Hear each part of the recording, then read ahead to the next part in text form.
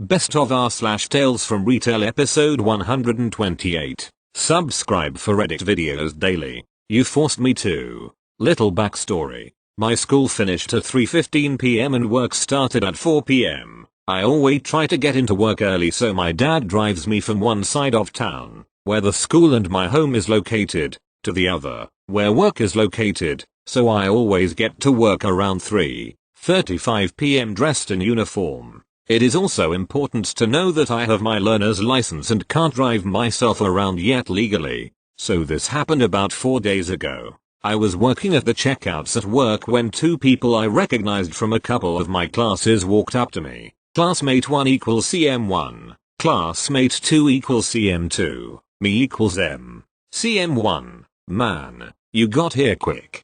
How did you do it? M. Oh, I live close to school. Dad drives me down. CM2, why don't you just drive yourself in? M. I don't have my restricted license yet.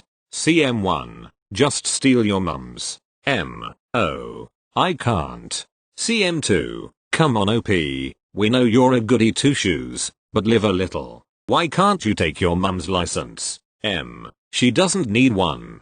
CM2, what do you mean she doesn't need one? Everyone needs a license these days. At this point I'm getting a little nervous. I'm about halfway through their items and they are pushing me into a corner, figuratively speaking. M. I don't think I even look like her. CM1. What do you mean think? At this point, another customer was walking down the aisle, so I decided to just be out with it before they could hear me. M. My mum died 12 years ago. Both classmates shut up at that, picked up their receipt and walked away. But even though they were trying to whisper, I still heard one of them say, "She made that real dark." How else was I supposed to end that conversation? Thank you. Next. How do I respond to that? An older man came up to the register and I scanned all of his items. I asked him if he had a membership, and he thought someone he knows might, so we try their number. It doesn't work, so I ask what their last name is so that I can look it up.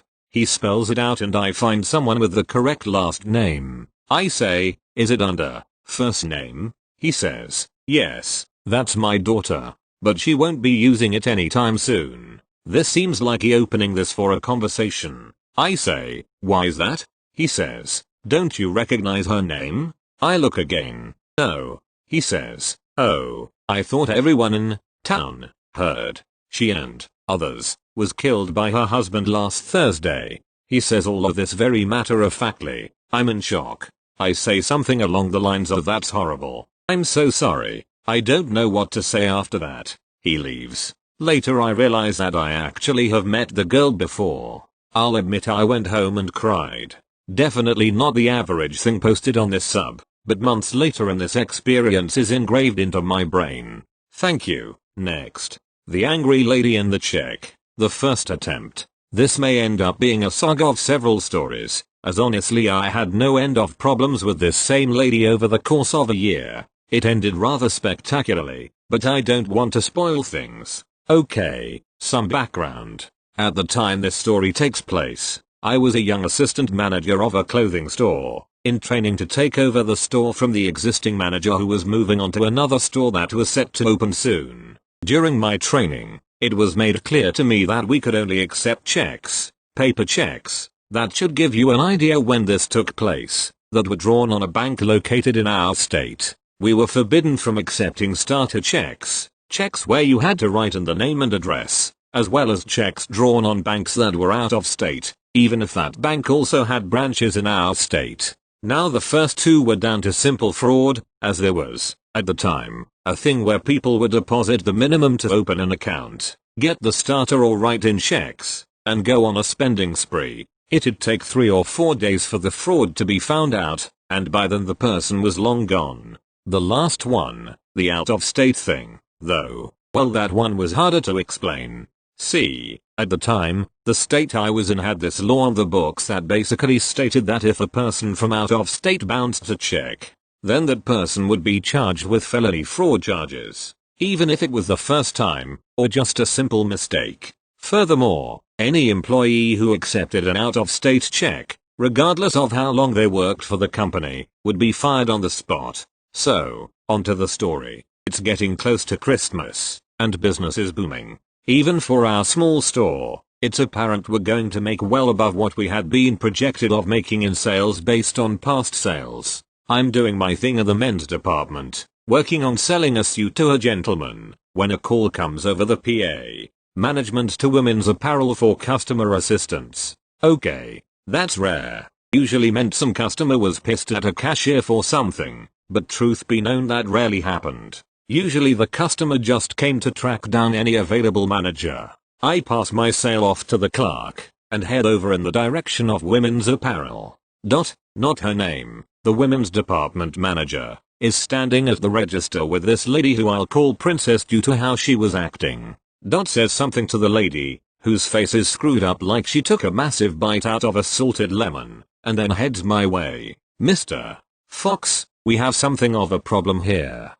Says, gee, you think? I find myself thinking as explains. The lady in question had been shopping for Christmas gifts for her family, and had pulled together close to $2,000 worth of various kinds of clothing, shoes, and cologne/perfume items. What's more, she had asked to pay with a check. Ah, so you need me to verify it due to the amount? I asked.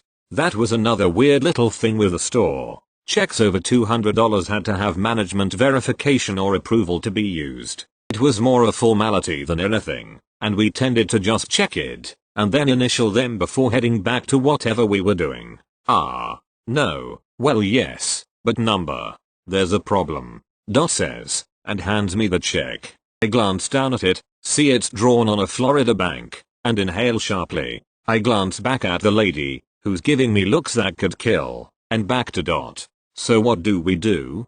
Asks. I shrug and tell her that I'll handle things, and approach the lady who gives me one look of pure distaste before crossing her arms expectantly. Well, Princess asks, and then points. Is my money good enough for you? It takes everything in my body not to just say no and walk away. Well, there's a problem with the check. I say, politely as I possibly can. What do you mean there's a problem? Princess practically yells. Well, I hate to say this, but we can't accept this form of payment from you. I start. I don't finish it though as Princess yells why the hell not? She then starts interrupting me every time I try to explain, before I get a good bit exasperated with her and say would you please listen to me for a moment, I'm trying to explain the issue to you. It's not just a company policy, this is based on a state law. She looks ready to start in on another rant, and I take that pause as she draws in a breath to quickly explain. State law says that if I accept this and it fails to go through, regardless of if it's just a communication error,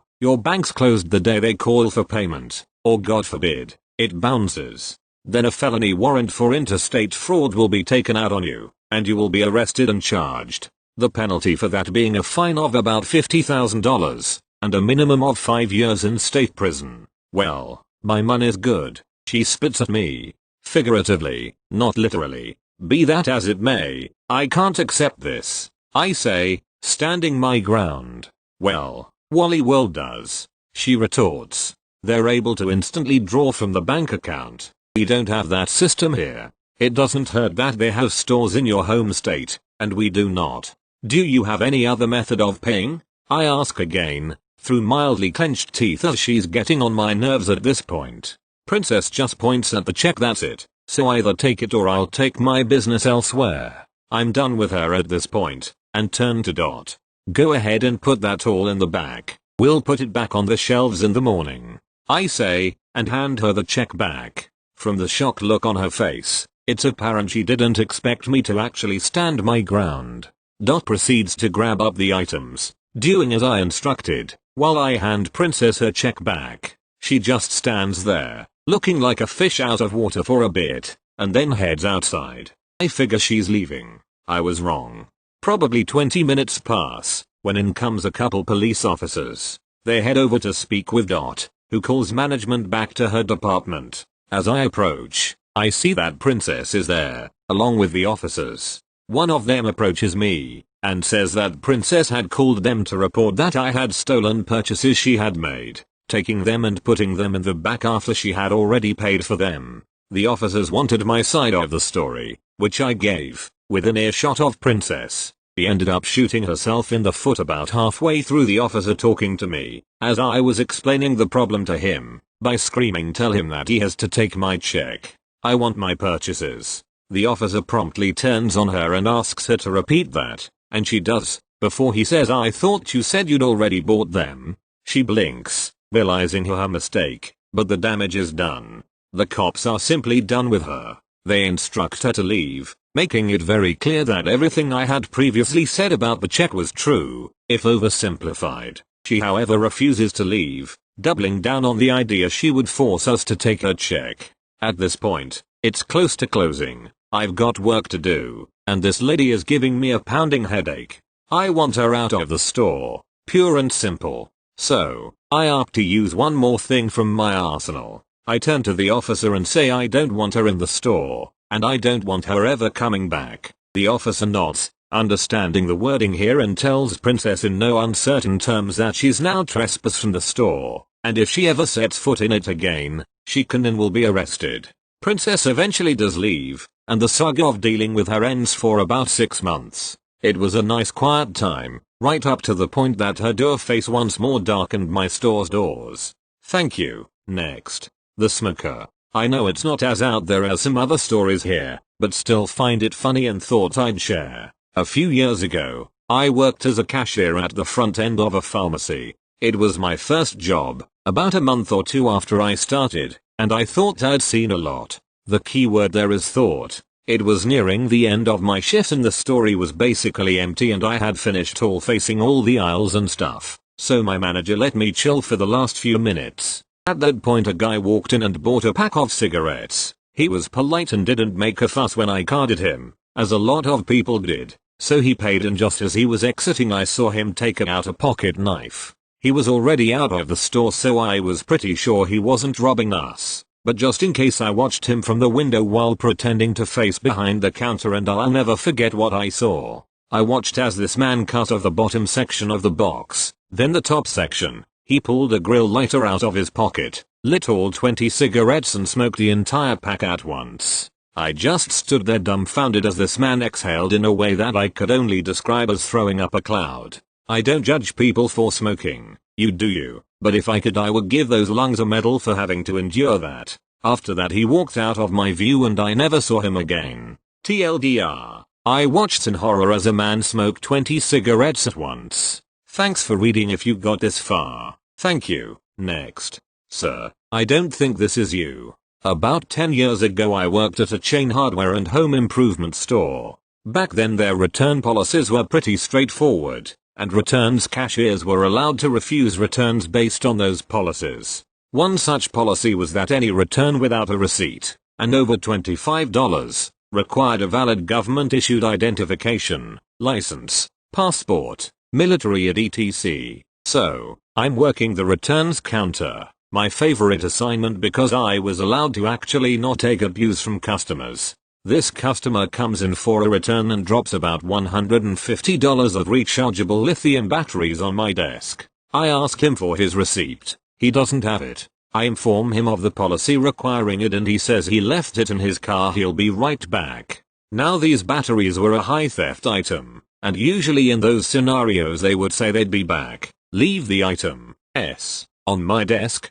and never come back. In this case, he did come back about 35 minutes later with an ID. I take it from him, and try to not start laughing while inspecting if it is real. The following conversation occurs. Me, sir, is this your ID? Him, yeah, I just renewed it a week ago. The date does show it was issued a week ago. Me, so your name is? Him, yes, gives me full, including middle, name. Me, can you verify the address? He does. Me, okay, so I have to give you this back because I don't think this is you and I can't do your return. Him, before I can hand the ID back, why not? I swear that's me. Me, sir, the ID states you are a 200-pound, 6 feet 1 black man. Him, and? Me, looking at him, and trying to understand how that didn't click for him. Well, you're 5 feet 7-ish, about 135 pounds white dude.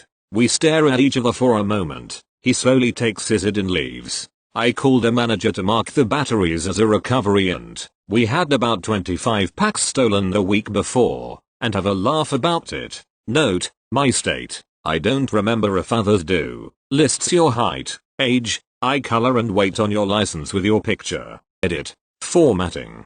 Thank you. Next. I want the original price worth of value. The other day, I had a couple of middle-aged women that came in for a return, claiming their phone screen protector was defective and that they'd purchased it earlier that day. They installed it themselves, but there's a strange adhesive that's dried and fixed to the plastic. Definitely not their fault. It's a cheap protector marked down from $40 to $10 on clearance. Not a big deal. It's an easy replacement. Sure, I say, it's defective. We'll return or exchange it for you. Thank you. Woman A replies, are we able to swap it for one of the $40 ones? We can get you one of those. So I select the appropriate glass protector and ring it in at the till. $30 plus taxes is the difference. No, that's wrong. She decrees, that's not what I'm paying, is it?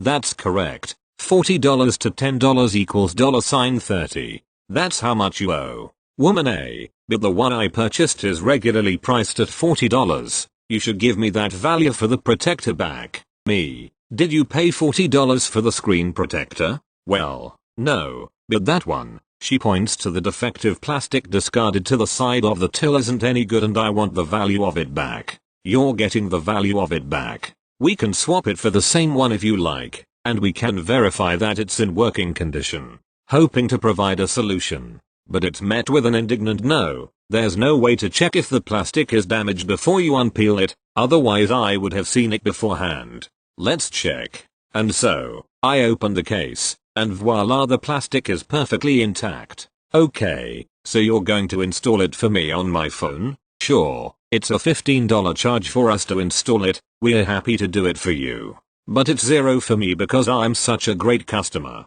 She was, in fact, not a great customer. Nope, I can swap the protector or I can refund you the money. I want to speak to your manager. Sure, I'm the senior employee in our electronics department. What do you want to speak about? The management for this department won't be in until tomorrow. The management on duty are from different areas, and they will tell you the same thing. I can offer you a refund for your screen case or exchange of the value you paid, but I'm not giving you $55 worth of product for free when you've only spent $10 here. Is there a store manager I can talk to? Let me call over Ms.